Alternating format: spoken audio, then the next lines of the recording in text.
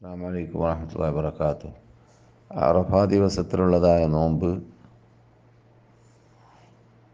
നോക്കേണ്ടത് ഓരോ നാടുകളിലും അതാത് നാട്ടിലുള്ളതായ നിലാവ് കാണുന്നത് അനുസരിച്ചിട്ട് 9 ദുൽഹജ്ജ് മാസം 9-ാം തീയതി എപ്പോഴാണ് അന്നാണ് നോമ്പ് നോക്കേണ്ടത് എന്നല്ലാതെ അറഫയിൽ എപ്പോഴാണ് നിൽക്കുന്നത് എന്ന് നാം ശ്രദ്ധിക്കേണ്ട ആവശ്യമില്ല.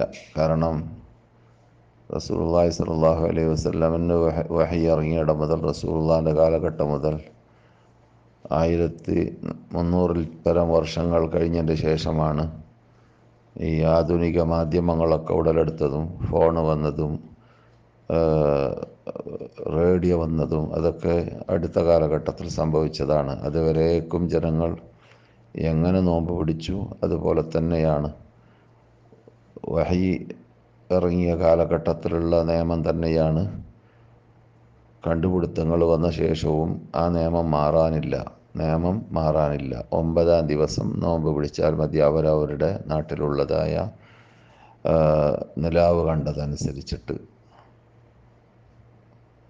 അതാണ് ഈ വിഷയത്തിൽ മനസ്സിലാക്കേണ്ടത്. അസ്സലാമു അലൈക്കും വറഹ്മത്തുള്ളാഹി വബറകാതുഹു.